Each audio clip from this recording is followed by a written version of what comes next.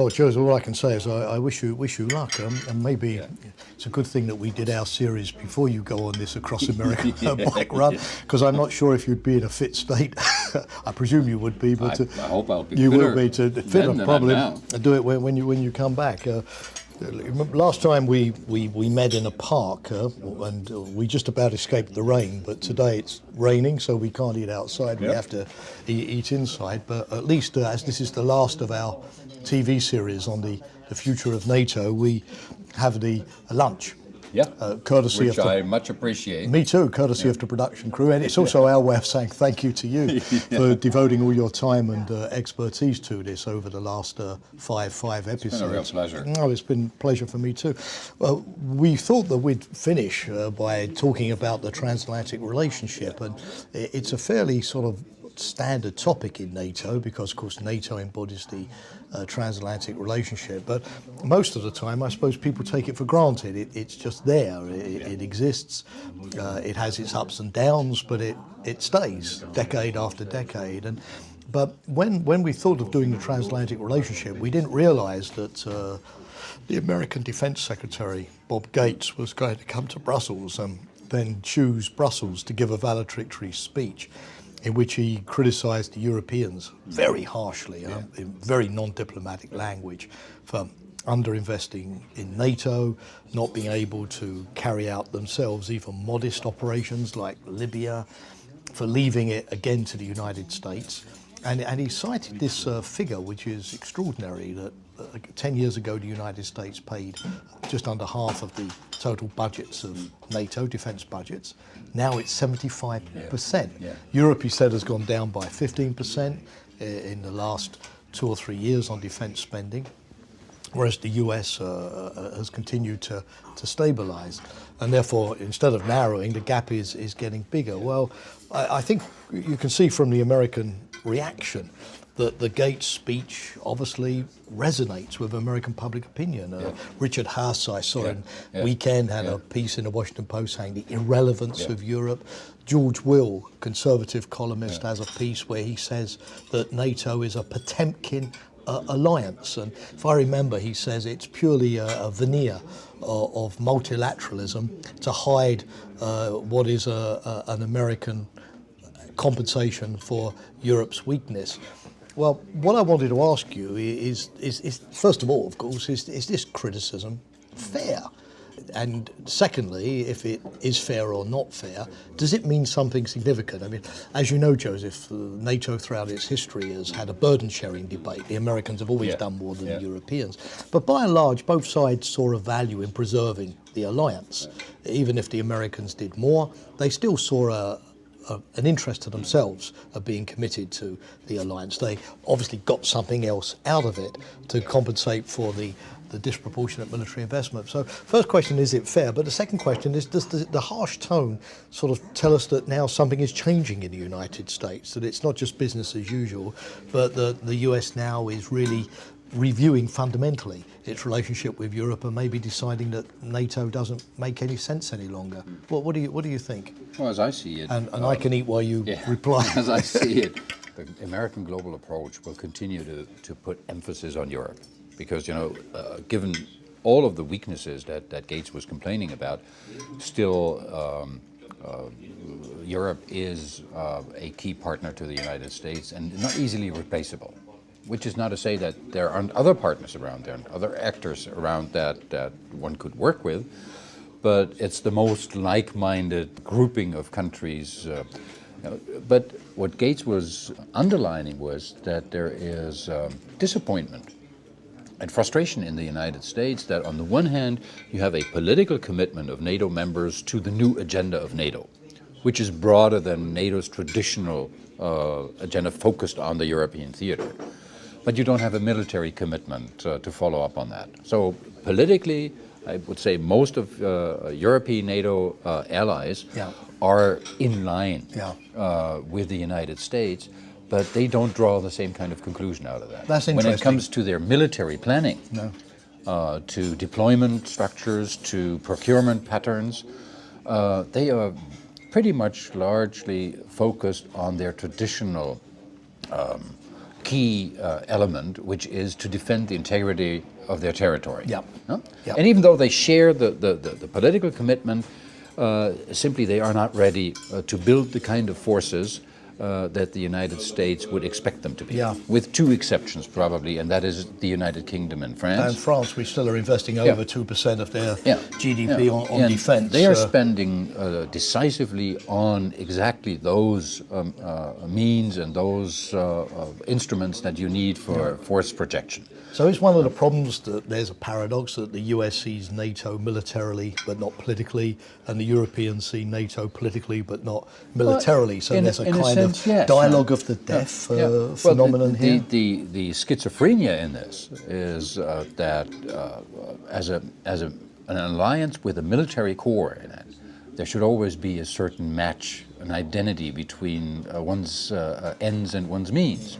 So it's kind of hard to see how serious a political commitment to NATO's global role is if there is no actual planning and no actual structures to follow it.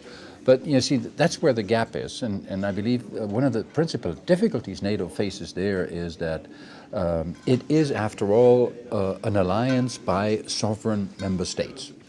And it is expected from all of these member states that they decide nationally on how they would implement these decisions. And that, I believe, is the principal problem for many of the smaller NATO members, is simply in the kind of strategic environment they find themselves in, it is very hard for them to massively invest in force projection. Yeah. It would probably be much more efficient for them if they were to find a formula to kind of pool and group their defense forces and then see, you know, what efficiency gains they could get out of that could then go into a national means of supporting force projection missions. Well, Gates seems to have laid down a gauntlet to the Europeans, doesn't he? Which is essentially get your act together and start investing seriously in your security. First of all, because in future we're going to leave more jobs to you anyway, like the Balkans or like Libya today, although the US, of course, is providing a lot of backup support. We expect you to look after your own backyard, so get ready for that. And the second thing he seems to be saying is because also, if you want us to invest in NATO, politically and militarily, you're going to have to do more yourselves. If you do less, we'll do less. Don't expect us to do more to compensate for you doing less. But what I wanted to ask you, is this really fair? Because if you look at the last few years, okay, yes, I mean, we've had a financial crisis in Europe. The defence budgets are being hit, we know that at the moment. But there have been some good things. Your country, for example, Germany, Joseph, I remember when I worked for Manfred Werner as the Secretary General of NATO, he always said, Jamie, Germany, my country, wants to be a big Switzerland. We'll never go out of area. We'll never go beyond territorial defence. And yet, Germany in the Balkans, in Afghanistan, has invested heavily in the NATO deployments, taken casualties, stayed by the mission. Other countries have also committed to Afghanistan. Okay, they haven't had the capabilities of the US, but they haven't quit, and they've shown that they're able to take casualties. So is it really Gates saying that the glass is half empty when you could also say that the glass is half full? Or is he really right that at the end of the day, the Europeans are increasingly unwilling to take on hard security missions, unwilling to shoulder responsibilities? We've become a kind of pacifist continent with our head in the sand. Well, there's a range of options between pacifism and pursuing a line that is very close to what Gates would prefer.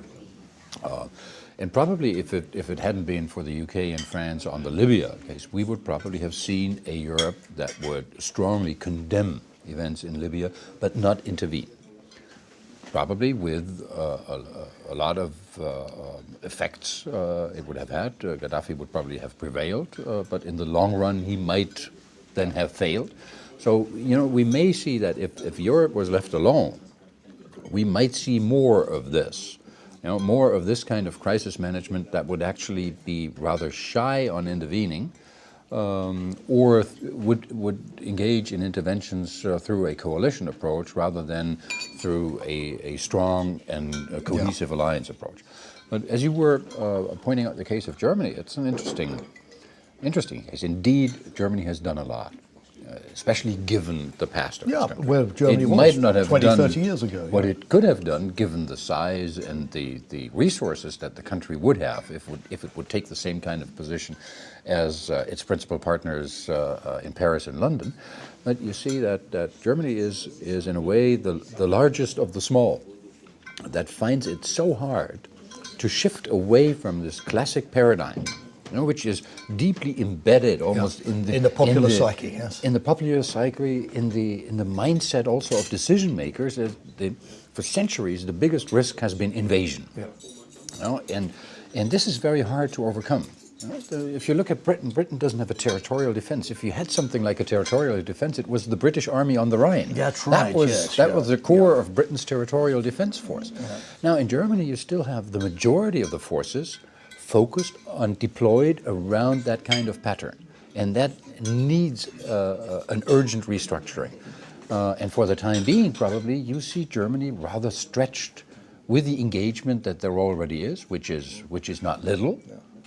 It is rather sizable. It's politically, in domestic terms, it's rather risky. So I'd say Gates wasn't entirely fair. He wasn't fair since he was assuming that the European NATO partners would be little United Stateses, which they aren't and will not be. That's right. So you have to make and have to expect some kind of change if and when the U.S. would actually say, yes, we will reduce more, we will refocus more on other strategic theaters, and when we engage in your neighborhood, it will be very quickly shifting to the kind of supporting role that we see now in the Libya campaign. Yeah, because in a way, he sort of reduced NATO almost to a sort of fourth generation organization, saying the value of it is purely how many troops that you can align in a battle order. Well, NATO, of course, has a military dimension. But do you think, in a way, that the United States is now ignoring or underestimating the political functions that NATO serves? That even if the Europeans can't put 100,000 troops in Afghanistan, via NATO, the US still, as Dick Holbrooke once put it, is a European power. Oh, yeah. It has a place in Europe, which is accepted to stabilise the continent. It has a consultation mechanism.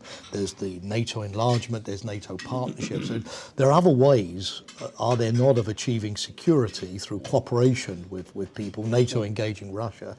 And is Gates not sort of just reducing it to a question of missiles and troops and defence budgets, which, of course, have their role, but it's not the whole side of the story, right? I think he does. He is reducing it, and that's the unfair side of it. It's understandable in a certain way because the United States today is stretched herself to a degree that is probably also a matter of concern to U.S. decision makers. Think of the federal debt that there is, which largely has to do with the enormous defense spending. So the one way to reduce the debt is to cut the defense spending, which is not really a strategy you would like to do, given the range of crises that are there around the world. So I can see where this comes from.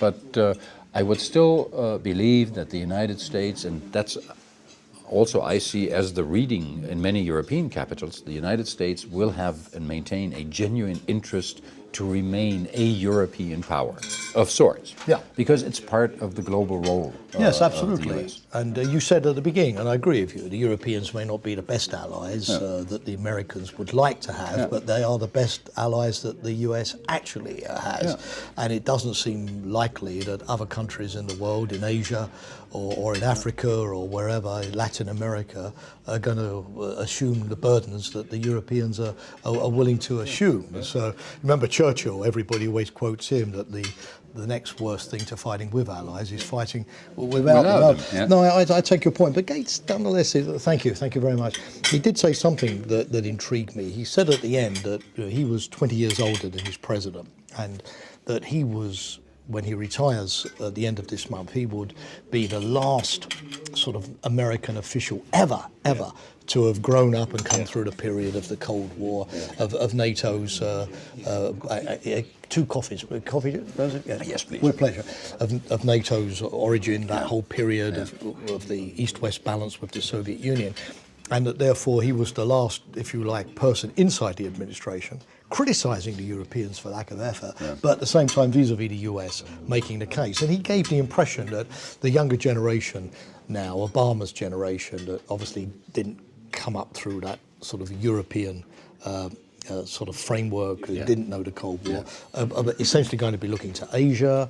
They're going to be interested in America's domestic problems. You mentioned them, more isolationist. So he sort of said, look, you know, after me, in a way, it's going to be worse for you Europeans, because with this generation change, plus the social, cultural changes in the United States, more Hispanics looking to Asia, Europe is not going to have the place that it once had. So there was a sense that not just business as usual, but almost an end of an era sort of aspect. I mean, do you think this is overplayed? That even if the cultural links aren't there with Europe, hard geopolitical interests will still mean that the United States will engage? Or as a European, we're both Europeans, should we really be seriously worried now that America is going off in a different strategic direction? Well, so far we have always held the belief that this kind of strategic community of transatlanticists was an indispensable part of this alliance. That may be so. We don't know yet, because we still have those Gateses and people from his age group around, but very much less so than in the past. Probably we will find out. We will find out once on both sides of the Atlantic we have generations in power who have not had these formative experiences, who have not been socialized in the transatlantic community in that way, and then we'll see what they will discover, whether in a sober analysis they will still find out that it makes sense to stay close. It makes sense to make compromises because of the interests of the other. And in a way, I'm quite confident. It won't be the same. You know, it won't be as easy probably. It may be more conflictual, may take longer at times, but I would believe when then transatlantic relations renew themselves, the foundation will be no less solid, you know, because it will then be based on what NATO was originally based on, a sort of a rather rational approach to understanding we must do this together or we won't succeed. Yeah, but I would like to be optimistic like you are, but I have a sort of sense, though, that it's going to be tougher in the future, because in the past, the old transatlantic bargain, you remember there was that famous phrase of Harlan Cleveland's in the 60s, the transatlantic bargain, was that, you know, the US would provide the protection to Europe as long as Europe was loyal to the United States in foreign policy terms. And you said at the beginning, and I agree with you, that politically speaking, that's still the case. The new NATO strategic concept shows that America's global vision is largely shared by the Allies. But now the US almost is implying that this is no longer enough. We expect Europe to make a bigger material contribution to the alliance.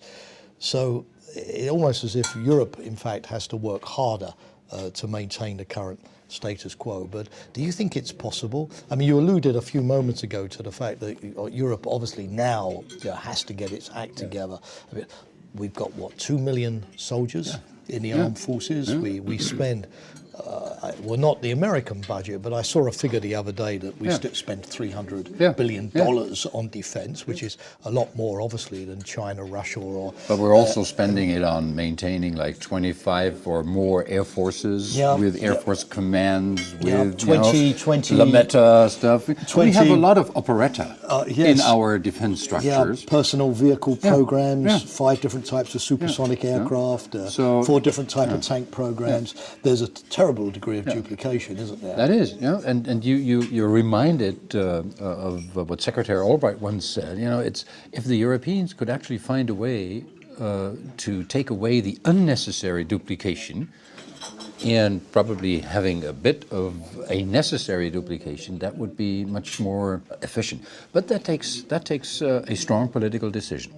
You know, that's why I would suggest to European leaders to say, don't think primarily in terms of expeditionary forces, but think primarily over territorial defense, where it is evident that a European NATO member or a European EU member, for that matter, which would be attacked, would immediately trigger the response of all others. For, you know, if that wasn't the case, neither the EU nor NATO could hold together. That's right. You know, whereas the force projection intervention abroad is a much more complicated issue. Well, I agree, and I'm optimistic a little bit to the extent that I see that the US is still committed to NATO's Article 5. I mean, this debate, which has come about because of Libya, with the French and the British and the other Europeans obviously going to the US to ask for ammunition after a couple of weeks, even with what is obviously an air campaign, not at the highest tempo, let's put it that way.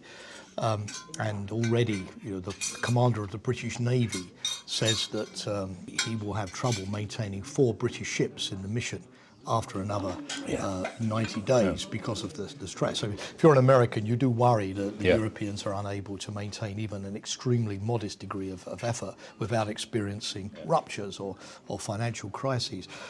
So that's true. But the American criticism does seem to be focused very much on the European ability to do expeditionary missions. Where, when you look at Article 5, my sense also is that the US is committed in for example, the missile defense program. We spoke about that earlier. That's now going into Europe. The F-16s that are being deployed on and off in Poland. The new strategic concept with the recommitment to Article 5. I don't see any weakening of the American resolve to maintain a commitment to Europe there, which is good news, I suppose, for the Europeans. But I suppose the question is if the Europeans continue to underinvest in expeditionary forces to do things like Afghanistan, well, there's a bad joke in Washington that ISAF, the international force in Afghanistan, stands for I Saw Americans Fight. Again, a little bit unfair, but it conjures up a mood. But do you think that if Europe continues to underinvest in these expeditionary forces, the American commitment to Article 5 would weaken as well? Or is the US perfectly able to sort of distinguish between the two aspects? One being absolutely fundamental, the other one being more a question of circumstance. Well, there's always a linkage between the two. I don't see the US really relativizing the Article 5 commitment, because that would massively undermine the US role in NATO or the US role as a European power. It is built on the guarantee to European NATO members.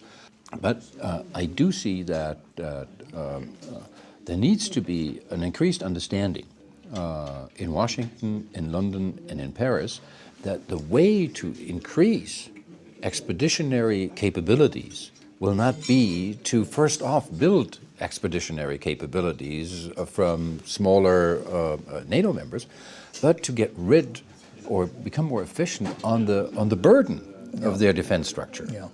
And that has been something that has not really been supported by the United States or, for that matter, France and the UK, because they have their own national strengths and they want others to deliver on these, where I would argue they should take very seriously the degree to which the others are stuck in this kind of paradigm.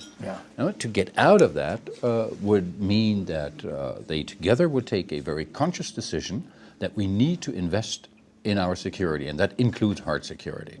And then as a second step, they would probably also realize, okay, now that we have found a way to do away with the redundancy we have in territorial defense, now let's see what new options we can generate out of that to create a more credible and politically, as well as operatively, more relevant force projection capability. Well, I suppose there are two ways of looking at it. I agree with you. I think on the one hand, there has to be a dramatic reorganisation of European defence, so we stop spending on things that we don't need or can't deploy, or spend money on, if you like, the most unlikely, even if they're the most potentially catastrophic type of operations. It's a rather remote residual threat. I mean, for example, I saw today in the Financial Times, interesting piece, you may have seen it, that the nuclear powers are still spending over $1 trillion a year maintaining nuclear forces, although there is, if NATO is going to be a nuclear alliance, an aspect there, but try to shift the investment to the sort of things that you need every day, like expeditionary forces.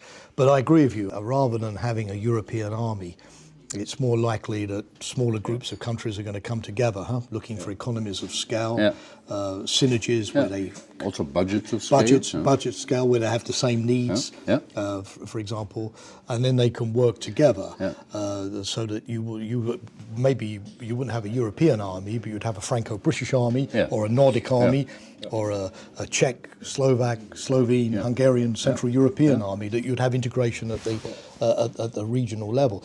Maybe what the Americans should do is encourage these things rather than I would think so. criticize, in the sense that maybe motivation is better than they don't do criticism now because they don't believe that this is really relevant anymore. But I think that the point is to understand that it ties a lot of resources. So if you want to free them and make them available for other means, you first have to come up with a scheme of it. But since we've been talking about this, I wonder, you as a NATO man, how this Gates speech has resonated both within NATO and with the many European allies of NATO that you are in touch with all the time. Well, I think it didn't come as a total surprise, Joseph, because although you're right that Gates is about to leave, and therefore obviously in your final weeks you have a much greater freedom to speak your mind than you do normally, like the departing ambassador who writes his last memo and it says what he wanted to say for so many years but couldn't. But Gates has in fact been quite critical of the European allies in the past. I remember a speech in Washington during NATO's new strategic concepts exercise when he accused Europeans of having gone too far after World War II, from bellicism to pacifism. So he said it before. I think that many allies would consider that it does represent a state of affairs, but that, in other words, it's a wake-up call. It's come from somebody who doesn't want to abandon NATO, but generally wants to improve it, and therefore it does create space in Europe for those leaders, European leaders, who now do want to launch some kind of European level initiative to start using money more in a smarter way. So NATO inboxes haven't been flooded with complaints or? No, they certainly haven't. Although, again, the glass is half full, half empty. I think the speech could have also pointed out to all of the things that Europeans have done. But, of course, there's another aspect which I think upset Gates and which we haven't touched upon, which is, what happens when Europeans have all of those capabilities but don't use them? I think the fact that only 8 NATO allies in Libya are involved in the strike operations, and many are staying on the sidelines, even though they can see the pressures that financial and other that the 8 participants are under, but nobody has so far stepped up to say, okay, I'll now take over. It's a sort of a coalition of the willing within the alliance. And what the old motto you remember from the Balkans or Afghanistan was "in together, out together." We decide collectively and implement collectively. But what happens is you have now countries who sort of take the decision in favour, but then feel that if somebody else does it, have an opt-out clause. And one question back to you is, because I know you're a convinced European, can you have sort of European defence integration of equipment if there isn't a sense of a shared political will? If France, for example, and Germany or the UK are not on the same wavelength, what can we do to bring the wavelengths closer together? Because I'm not going to sort of merge my tanks with you, and you're not going to merge your aircraft with me if I don't trust you to, when push comes to shove, be there alongside me in a military mission. Isn't that really the problem in Europe for the Americans, this sort of lack of a political will? The Lisbon Treaty was meant to have fixed everything in terms of showing a true common European foreign policy, a common will to act, but so far it hasn't. That's the principal problem, because it's not very easy to see how you do that, because trust and the kind of the conceptual harmony that you need, or a kind of conceptual strategic convergence that you need, is probably a big stepping stone. That's why I would think of maybe looking at, even though it, from an American point of view, it may be less efficient, I would be looking at a kind of a 2-pillar structure of defense, where you have territorial defense with what it entails, and you try to be as efficient as possible by simply looking at the territory as one. Look at where German forces are deployed, inside Germany mostly. But even where Kansas, we don't have an external border except for ports and airports. So in a kind of an integrated framework, you would have them deployed closer to where residual risks are. Yeah. Or also to reinforce the argument that the territory of the European Union or Europe's NATO members is defended as one. And then you could have specialized forces, force projection units be embedded in such a joint structure, not separate but separable, as it has been said within NATO, because for the operation of these forces, you would always want to rely on a national mandate. Whichever way it is. In Germany, it would be a strong parliamentary mandate. That's right. Governments don't want to which creates a kind of lose control of those kind of decisions. Creates the problem of the kind of in-between structures, like logistics, airlift, which would be part of territorial defense, but would be indispensable for force projection. So this one would have to sort out, but that could be a combination, and then we might see European members of the alliance or of the European Union who would say, well, we put our share into the budget for territorial defense, but don't expect us more to do on force projection other than writing a check. Which is politically difficult. It's difficult, But if you're operating in a more coherent and integrated framework, that could actually be done. It could actually be done, but in the way that NATO is set up, you basically want all member states to commit something. That's right, and not just check writing. Absolutely, because obviously putting troops on the line has a political symbolism that signing checks doesn't. But just as we come to the end, though, I sense that there's a big challenge, though, because I noticed, for example, reading the press in the last couple of days, that the only article I've seen defending NATO was written by the American ambassador to NATO. A very good piece, but obviously that's his job. So it's a little bit worrying that there are many critics, but compared with a few years ago, but fewer defenders.